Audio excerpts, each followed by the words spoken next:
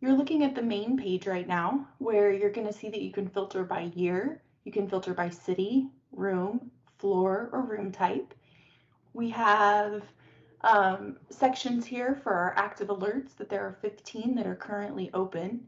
We have 28 rooms offline, rooms online is 11, and rooms in use is 16.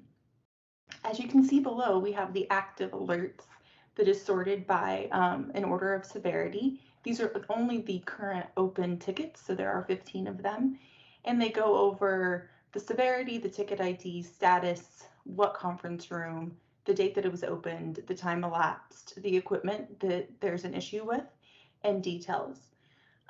We also here have a calendar that will show you either the day, the month, the week, or just a list of meetings that are scheduled for a period of, for that selected period of time. We also have the peak time room usage. This is set currently to 1 year, but you can see where and what time of day and what type of room, like what type of conference room is being used and when those peaks are. You also here have a map where you can touch it and filter to will actually change the entire view to only look at Boston, or you can filter it to only look at New York. Or if you click again, it'll just go back to a normal screen. Down here, we also have a pie chart that's showing you room usage by room type. So you can see here that the boardroom is used the 47% of the time. Before I move on, I just want to make sure to say that, these views are entirely customizable, and also will depend on what kind of data sources you have available. So if you have more than what we're offering, then we can build out things that you need. If there's less, we can tone this down to match what data points you actually do have. So with that, I'll move on to the second page, which is the error log page. This page is focusing on pulling information from your ticketing system or anything that provides errors. You can filter it again by year, quarter, month, city, room, floor, and room type. The card you'll see here is the average hours it takes to resolve. So a little over an hour and a half for all periods of time. Then you're going to see this pie chart, which is help request by device. So this is kind of showing you how many tickets are being put in by device. And then we have our average downtime and uptime by hours. And it's down to the actual conference room level. In the top right, you'll see that we have a help request count by severity. So this is the count of how many tickets come in based on their severity type. So it's kind of most stuff that comes in is fours or threes. Then we have the average time to resolve by device. That's how many hours that it takes. And so it's taking that each device and telling you kind of which ones take longer. So for instance, right here, speakers, if there's something that goes wrong, the speakers are taking longer to get back up and running than anything else. We have the top requests by room. So so the New York room 119 has 233, but it looks like this is again over a period of many years. But the Massachusetts room has 121 has 360. So then we have the top help request by room type by severity. So this is showing you what types of rooms are having what types of issues. So by the actual severity colors. And then we have down here the data grid that's basically all tickets open or closed by you have ticket ID, title, the severity that you can filter by, assigned to room, the status, the location, what equipment, who requested it, the date open, the date closed, and then how many hours elapsed between that. Again, you can click on anything in this and it will filter and it'll change to show you all the floors. The data grid will change. You can just click off of it if you want and go back. If I wanted to see just the specific room, I can click and see all the tickets that are for that specific room. And again, you can just click out and it'll go back to the default. So now I'm going to take you to our assets page, which doesn't have any year information. This is set to kind of be real time, and but you can go ahead and filter it by city, room, floor, room type. So we have our asset availability. So this is going to tell you by asset type what if they're like what their utilization is. So it's utilized, how long it's idle. So up, but no one's using it, and then offline. Then the next section is the assets needing firmware update. So that's showing you that you have 17 devices in the control panel of control panels that need firmware updates.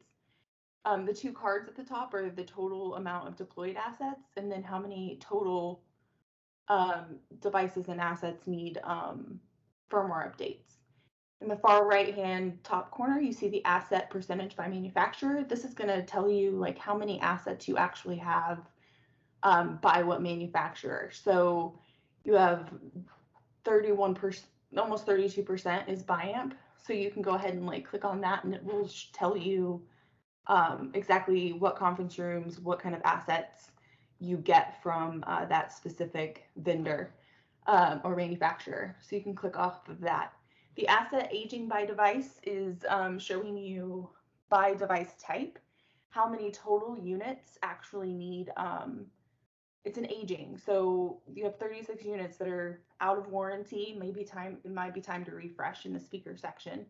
What you can do here is you can select all, or let's just say we look at DSP.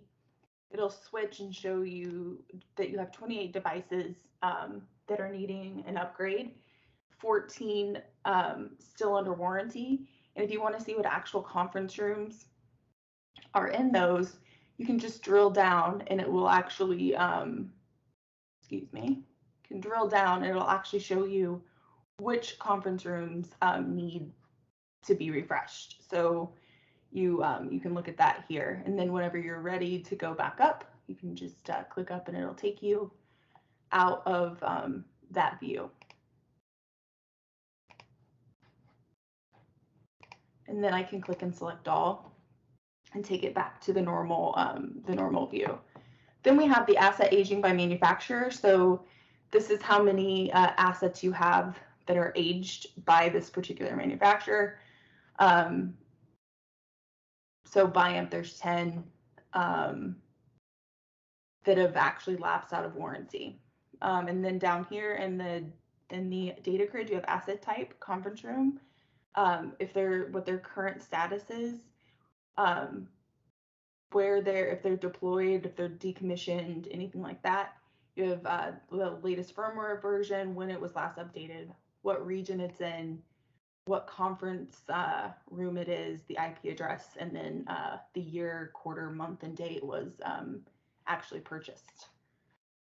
So now we'll move on to the room data, which here we have, again, all the same filters that are on the other pages. But this is showing you that we have a total count of rooms for there are 28 total rooms. This is for all years. Meetings, current meetings booked is 47. Total that were scheduled was 7,000. It takes, the average meeting is 152 minutes. There have been 486 missed meetings, and then there have been 2,500 ad hoc meetings. So you have meeting booked by room type. So this is telling you how many rooms, what type of rooms are being booked the most. Again, you can see that it's the boardroom. We have top rooms percentage time occupied. So these are the conference rooms that are being used the most. And then we have the top meetings by room. So by room type. So you have, you can see that you had 403 meetings scheduled in the huddle room, 375 were attended, and 149 were ad hoc. And if you hover over this, you can see that there were 28 meetings that were missed in the huddle room. Down here, this area chart is to show you by quarter how many meetings are scheduled, attended, missed, or ad hoc. So you can kind of see that in Q3, the meeting attended and scheduled actually went down. And then we have conference room occupancy by hours. So you can see that the capacity of each room and the participants. And you can see here that the medium conference rooms, this customer may want to actually go ahead and look at building more medium conference rooms and maybe less boardrooms, maybe break some of the boardrooms up into medium-sized conference rooms so that they don't, because they're over capacity. So then we have user information, which again, all the same filters. You have the top meetings by department. So you can see here that marketing actually schedules and attends the most meetings. You then have it in account, obviously by scheduled, attended, missed, and then the ad hoc. Then in the middle, you have a donut chart that's showing the meetings by department. So we have, you can see that the sales has a ton of meetings. So then we have the top help requests by user by severity. So these are your top 5 people who put in help request tickets, and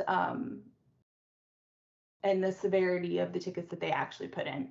And then I really like this one, the technology used by department. You can see who's using what. Marketing really, they use the control panel and the projectors the most. And so I kind of think that's really great to be able to look at what kind of technology is actually being used in the meetings. And then we have the average number of participants per room type, and in a line chart here, so you can see that on average there's 27 participants attending a meeting in the boardroom. Then we have a help request count by department. So you can see that sales puts in the most tickets. And then down here you have all the user information. So you have user, department, room, day, the date, the scheduled start time, the actual start, the scheduled end time, the actual end time, the number of participants, the room's capacity, and then a count of, how many ad hoc and missed meetings, and then again, what technology was actually used. So I thank you for your time today. Please feel free to visit us or call if you guys have any questions about the dashboard. Thank you and have a wonderful day.